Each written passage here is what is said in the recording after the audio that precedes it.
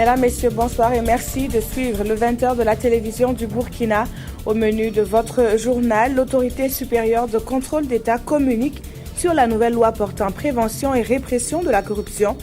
Elle et ses répondants dans les administrations se penchent sur l'application de cette réglementation. Dans le même temps, à Kossiam, le chef de l'État annonce les couleurs. Il n'y aura aucune place pour la corruption et la fraude fiscale durant son quinquennat. C'est par le plus grand des hasards que deviennent millionnaires ou multimillionnaires. Certains heureux gagnants du pari hippique ont hâte d'entrer en possession de leurs gains. Au vu des longues files d'attente, ils préfèrent céder jusqu'à 10% de leurs gains aux pressés. Ces derniers, on les retrouve aux abords des espaces courses.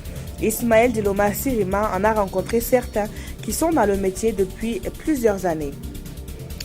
Et puis l'information vient de nous parvenir. Lionel Messi est élu Ballon d'Or 2015. L'attaquant du FC Barcelone a remporté aujourd'hui son 5e Ballon d'Or, un record pour ce joueur originaire d'Argentine. L'autorité supérieure de contrôle d'État invite ses répondants dans les différentes administrations à se pencher sur l'application effective de la nouvelle loi portant prévention et répression de la corruption. Le cadre annuel de concertation des organes de l'ASCE s'est tenu à Bobo-Dioulasso, Le Point, avec Drissa Traoré et Hadi Sandamba. Avec pour mission essentielle de réfléchir sur les préoccupations des corps de contrôle et surtout de planifier le rôle que doit jouer chaque organe, la session 2015 du cadre de concertation des structures administratives de contrôle s'est tenue sur fond d'analyse de la nouvelle loi portant prévention et répression de la corruption au Burkina Faso. Ici, les responsables des différents organes de contrôle se sont familiarisés avec la dite loi avant de se pencher sur son éventuelle application. Des échanges donc, il ressort qu'il est impératif de reformer les organes de contrôle pour plus d'efficacité sur le terrain. C'est-à-dire la création d'un corps de contrôle dans la mesure où nous allons vers le budget programme et la création d'un emploi spécifique au niveau de l'inspection générale des finances pour qu'on ait véritablement une structure faîtière qui tienne compte de la gestion des deniers publics. En plus de cela, il y a le fait que la rationalisation des corps de contrôle devrait permettre une synergie d'action pour aller vers des résultats plus probants. La rencontre est également assortie de recommandations et de résolutions à l'endroit des décideurs politiques. Et pour le cadre de concertation, les nouvelles autorités gagneraient à prendre des dispositions pour l'application effective de la nouvelle loi portant prévention et répression de la corruption, condition sine qua non de bonne gouvernance. Et puis cette même vision de l'administration est partagée au plus haut sommet de l'État. Rochma Christian Kabouré l'a fait savoir aux institutions chargées de lutter contre la corruption et de contrôler les finances publiques. Les premiers responsables de ces structures ont nourri des échanges dans la matinée de ce 11 janvier avec le président du Faso à Kossiam, Urbain Benito Somé et Nathalie Kaoré. Le président du Faso est décidé à combattre les actes de mauvaise gestion et de corruption avec la dernière énergie. C'est le président de l'autorité supérieure de contrôle de l'État qui fait cette confidence à l'issue de l'entretien qu'il a eu avec Rochma Christian Kabouré. Nous sortons confortés de cette rencontre parce que nous avons les coudées franches pour agir par rapport à ceux qui doivent de l'argent à l'État et qui doivent se préparer à les rembourser. En matière de contrôle de la gestion publique, le prochain dossier qui sera sur la table de l'ASCE sera l'audit de la transition comme l'a souhaité le président du Faso lors de cette audience. Le Premier ministre Yacouba Isaac Zida avait déjà adressé une lettre à l'autorité supérieure de contrôle d'État et de lutte contre la corruption pour qu'elle effectue un audit de la gestion de la transition. Donc il y a une rencontre de volonté pour que s'installe au Burkina Faso une culture de la redevabilité.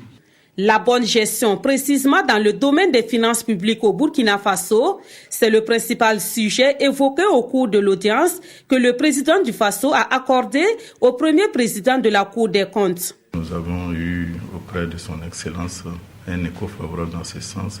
Et je pense que incessamment, nous pourrons encore en reparler pour voir dans quelle mesure nous pouvons mieux contribuer à la gestion, à la saine gestion des finances publiques. Le même sujet a été abordé par l'inspecteur général des finances publiques qui a également été reçu par le chef de l'État. Et toujours dans la matinée de ce lundi, le président de la Cour constitutionnelle et le président de la Commission de réconciliation nationale et des réformes ont tous deux été reçus par le chef de l'État. Le point de ces audiences toujours avec Urbain Benito Somé et Nathalie Kaouré. C'est une visite de courtoisie que le président de la Cour constitutionnelle dit être venu rendre au président du Faso. Mais ce fut une occasion d'évoquer la nécessité de renforcer la collaboration entre le président du Faso et la Cour constitutionnelle qui partagent le même pouvoir relatif à la Constitution. Le chef de l'État, en tant que président du Faso, est le garant de la Constitution, un garant des droits et des libertés des citoyens, tout comme le Conseil constitutionnel également. Donc il était bon quand même qu'il y ait cette prise de contact pour voir comment les actions coordonnées peuvent être menées pour que la Constitution soit effectivement garantie, que les droits soient effectivement garantis à tous les citoyens. À la suite du président de la Cour constitutionnelle, c'est le président de la Commission de réconciliation nationale et des réformes qui est venu pour une visite de courtoisie au président du Faso. Il lui a aussi fait le point du travail mené par la Commission et la suite qui est prévue être donnée à ce travail. Nous avons fini notre travail. C'était pour voir comment est-ce que, assez rapidement, la suite du travail donc de la CRNR pouvait être mise en route. Et selon Monseigneur Paul Ouedraogo, le rapport de la commission qu'il a dirigé contient des recommandations et des réformes pertinentes. Il espère qu'elles serviront aux nouvelles autorités pour travailler dans l'intérêt général de tous les citoyens burkinabés. Nous restons encore à Kosiam où dans l'après-midi, Roch Marc-Christian Kaboré a poursuivi ses rencontres avec des personnalités. Deux dames étaient les hôtes de Kosiam, la présidente de la commission de l'information, de l'informatique et des libertés et le médiateur du Faso. Elles sont allées faire au président le point sur le fonctionnement de leurs institutions respectives, nous disent Jean Zongo et Aruna Marie. Alima Deborah Traoré est la première personnalité reçue cet après-midi par le président du Faso. Le médiateur du Faso est venu faire le point sur le fonctionnement de son institution. Nous avons parlé de ce que nous avons pu avoir comme acquis, surtout au niveau des régions, parce que nous avons renouvelé la base et nous avons aussi insisté sur l'importance de renforcer ces délégations, parce que la plupart des dossiers de réclamation viennent de ces régions. À sa suite, le président Roch Marc-Christian Kaboré a aussi accordé une audience à la présidente de la commission de l'informatique et des libertés. Les échanges ont porté sur la vie de la commission, considérée comme la gardienne des données à caractère personnel. Nous rencontrons des difficultés et il a été question d'évoquer ces difficultés avec son Excellence, Monsieur le Président. Les difficultés que nous rencontrons, ça existe parce que la loi portant protection des données à caractère personnel est encore muette sur le statut de la commission.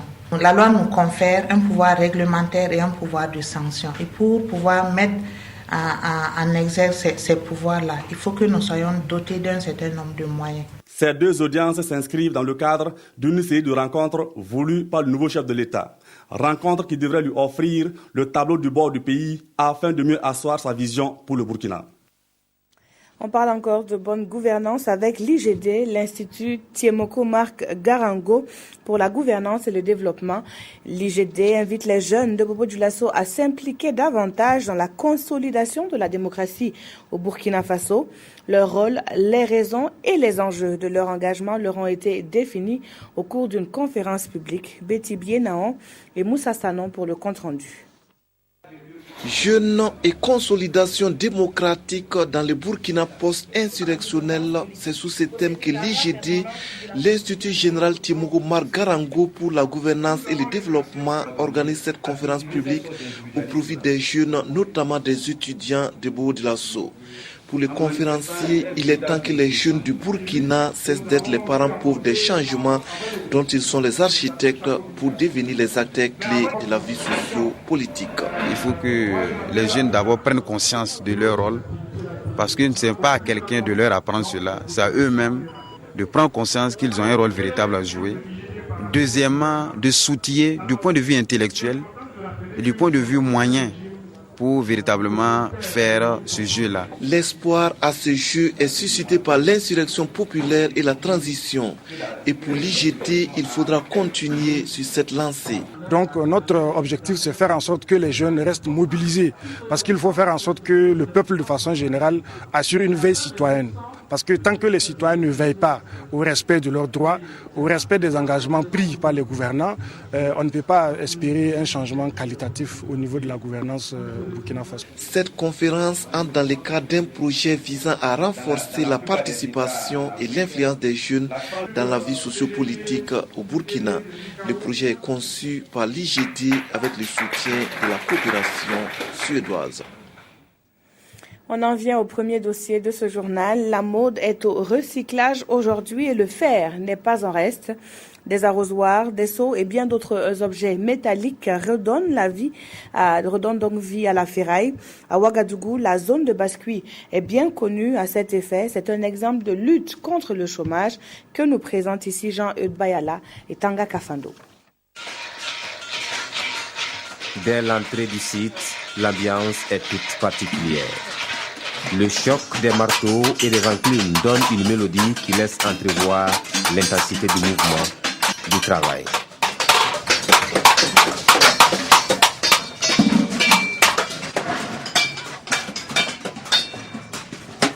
Ousmane Dao a 30 ans. Il a appris à plier en paix depuis sa tendre enfance.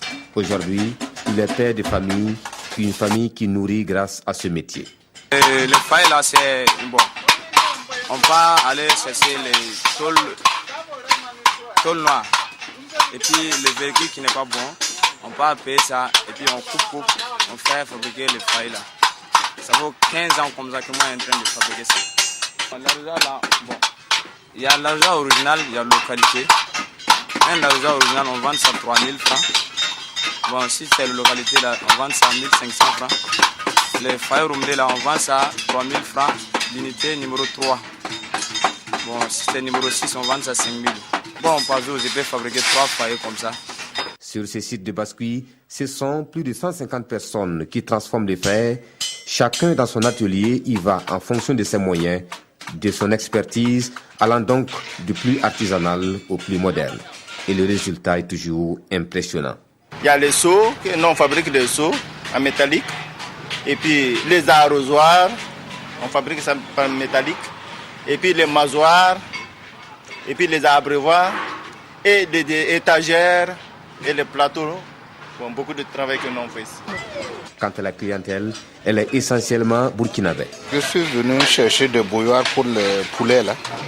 Voilà, parce que je compte élever quoi. Voilà. Donc je suis en train de vouloir payer des trucs comme ça. C'est les mangeoires et puis les trucs pour les donner de l'eau quoi. Le travail est de chaîne et implique d'autres acteurs dont le rôle consiste à collecter les morceaux de tôle et de fer et de les revendre. Pour Draman Dao, le métier nourrit bien son homme, même s'il a préféré garder en secret ses chiffres d'affaires. Pour lui, la seule menace est la concurrence avec les objets plastiques et le problème de site pour les regrouper. Les habitants de Dédougou font face cette année à une fraîcheur inégalée de la vie de certains. Pour se protéger, les blousons et survêtements sont sollicités par grands et petits. Peu importe le prix de ces vêtements qui tiennent chaud, les Dédougoulais veulent surtout se protéger des maladies liées au froid. Suivez plutôt ce reportage signé de Yves Rwamba, Karim Ouedraogo et Paul Sawadogo. En ces périodes de fraîcheur, presque tout le monde opte pour le port des survêtements appelés pullover ou blousons. Dans la ville de Dédougou, chacun justifie son choix. Vous savez que vraiment, présentement, il fait frais. Donc, pour éviter beaucoup de problèmes en ordonnance, vaut mieux se protéger. C'est pourquoi, alors, vous voyez comment je suis arrêté. C'est bien lourd. Ouais. Puis quand tu portes ça, tu prends un peu chaud quoi. Voilà. Ces 2 temps-là, la fraîcheur sévit et pour se protéger, on est obligé de se masquer comme ça pour ne pas avoir de petits soucis après. Ces survêtements, friperies ou neufs, sont vendus à des prix diversifiés dans la ville. Moi, mes blousons là, Ça à 2 bahts, de base ça à 7 000, à 2 bahts, souvent 4 000 peut prendre. Comme cela, on vend ça à 3 250, et puis 3 000, on peut donner ça à 2 500. C'est pas même qualité quoi. Il y a le moins cher, il y a ce qui est un peu cher là. Le pullover ou le blouson est un moyen de lutte contre le froid. Il permet d'éviter un certain nombre de maladies liées au froid. Les maladies ORL dont je parlais tantôt sont beaucoup plus représentées, notamment les angines, les sinusites, les rhinobronchites. Voilà. C'est surtout ces cas-là qu'on reçoit actuellement énormément. Il faut éviter de prendre froid, donc il faut s'habiller le plus chaudement possible, porter des pullovers, de se protéger au maximum pour éviter, bien sûr, de tomber malade. Force est de reconnaître que ces survêtements ne couvrent pas tout le corps, mais restent l'un des moyens efficaces de lutte contre le froid. La santé animale est au cœur d'un projet qui se veut innovant. Il s'agit d'arriver à diagnostiquer les maladies animales par des techniques moléculaires. Des essais ont été réalisés. Les résultats sont divulgués à Bobo-Dioulasso sous l'égide de l'Université Polytechnique et de ses partenaires. Des précisions avec Lamine Karantao et Mireille Carole Tougma. Faire le bilan sur leurs recherches en matière d'optimisation de la production animale, c'est tout l'enjeu du présent atelier. 3 jours durant, ces enseignants, chercheurs et étudiants vont devoir capitaliser les résultats acquis en matière de biotechnologie appliquée à l'amélioration de la santé et des productions animales. Il s'agit de faire le point des activités de recherche menées par les étudiants et les enseignants-chercheurs qui ont bénéficié des mobilités dans le cadre de ce projet. Un projet qui a eu pour but d'accroître les capacités des acteurs du domaine en matière d'enseignement et de recherche en santé animale. Et cela à travers de nouvelles approches.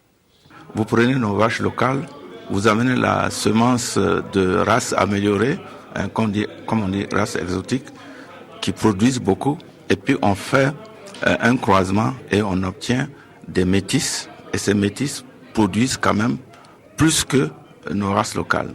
L'élevage demeure une activité socio-économique importante en Afrique de l'Ouest, d'où la nécessité de la recherche dans ce secteur. Et c'est dans ce contexte qu'un partenariat reliant l'Université Polytechnique de Bobo-Dioulasso et l'École inter-État des sciences et médecine de Dakar est né. Un partenariat sur la recherche, financé par l'Agence universitaire de la francophonie, à plus de 19 millions de francs CFA. Je vous le disais en titre, certains heureux lauréats du pari hippique désirant ne pas perdre de temps pour encaisser leur dû le font auprès des pressés. Ces derniers, contre un pourcentage pouvant aller jusqu'à 10% du gain, leur restituent leur dû dans l'immédiat. L'activité n'est pas accréditée par la Nationale des Jeux du hasard, mais elle fait le bonheur des parieurs depuis plus de 2 décennies. Ibrahim Assombier, Ismaël Diloma, Sirima. Aux abords des espaces de paris hippiques, on rencontre des personnes que l'on appelle communément les pressés. Ce sont des particuliers avec leurs propres fonds qui se proposent de dispenser aux heureux parieurs les files d'attente des caisses de paiement.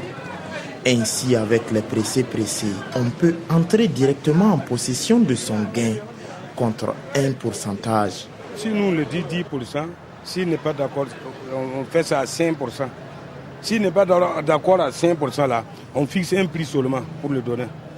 Puisque 1 million là c'est 100 000, non, 10%. Bon, il peut amener 15 000, 20 000, 25 000. Les pressés ne sont pas accrédités par la Nationale des Jeux de hasard. Mais cela n'empêche pas certains parieurs d'encaisser leurs gains auprès de ces personnes. Pour pressé là, nous on voit que c'est plus rapide que quand tu vas rentrer pour jouer et puis reprendre ton argent. De l'avis des pressés, l'activité n'est pas sans risque. Il y a souvent les gens qui viennent nous escroquer. Il y a même les faux tickets. Ils viennent prendre au moins, souvent 1 million, souvent c'est 100 et quelques mille qu'ils nous tapent. Mais si on arrive aux autorités là, on ne nous donne pas raison. Mais malgré toutes les tractations qui peuvent survenir, des personnes se sont entièrement converties à l'activité de pressé depuis plus de 20 ans. Allons à présent sur un terrain de course. Il n'existe pas encore de pari formel sur la course des chameaux, mais bien un festival. La ville de Gorom Gorom dans le Sahel a une fois de plus tenu le pari d'une organisation et d'une participation presque parfaite. Cette année, 34 de ces mammifères intelligentes qui peuvent rester plusieurs jours sans boire ni manger ont rivalisé de talent. Bouraïma, Kane et Joseph Bambara. C'est par cette victoire de Mohamed Agouma de l'équipe de Gorom Gorom que s'achève cette 13e édition du Festival du Chameau, des Arts et de la Musique du Sahel, Festicham. Ce festival, débuté le 8 janvier par une conférence sur la paix et la réconciliation, animée par le juriste Abdul Karim Sango, a connu son point d'orgue avec la course de chameau qui a opposé les équipes de Gorom Gorom, de Djibo et de Dori. La compétition s'est déroulée en 2 phases. D'abord la phase éliminatoire qui a vu une course interne entre les chameliers de chaque équipe, à la suite de laquelle les 3 premiers des différentes équipes se sont mesurés en finale. C'est un festival de développement et non un festival simplement pour fêter et s'amuser, mais c'est simplement pour réfléchir et essayer de voir qu'est-ce que l'on peut faire ensemble pour le succès de notre région.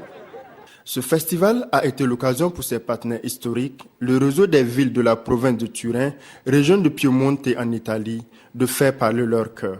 En effet, ils ont posé la première pierre de l'école de Guntouré et celle du siège du Festicham. Le directeur de cabinet du ministre de la Culture a réaffirmé l'accompagnement technique, logistique et financier de son département au Festicham, notamment par le biais du Fonds de développement culturel et touristique. Les 6 premiers de cette 13e édition du Festival du Chameau, des Arts et de la Musique du Sahel Festicham ont reçu des prix qui varient entre 15 000 et 125 000 francs CFA et des lots en nature.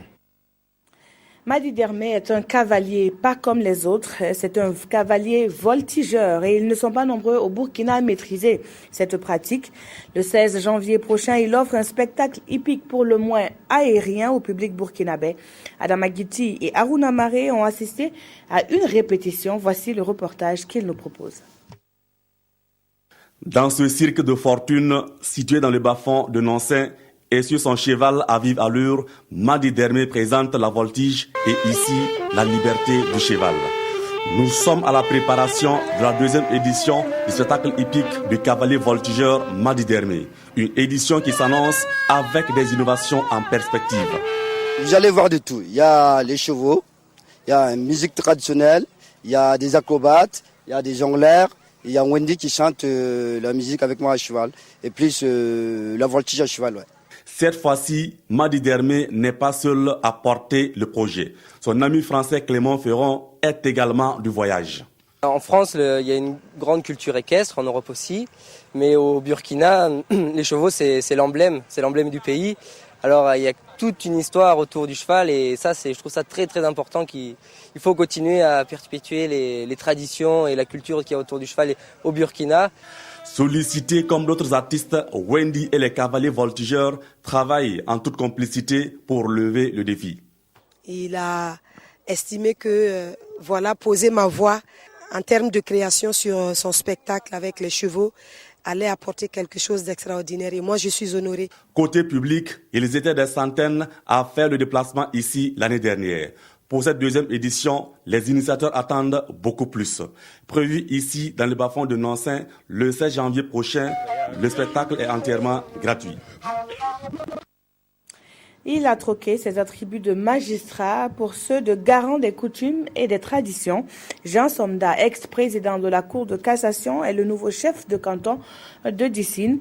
Son intronisation a drainé du beau monde dans cette partie du Burkina. Le point avec Bernard Kombelem et Christophe Da. Solennellement, Sa Majesté Koub Ib II reçoit des mains du roi Namfa II de Dano les insignes qui lui confèrent le titre de nouveau chef de canton de Dissine. Au rang des invités, d'éminentes autorités administratives et religieuses et les chefs traditionnels de Goursi et de Nandom au Ghana, le chef intronisé a un rôle purement traditionnel.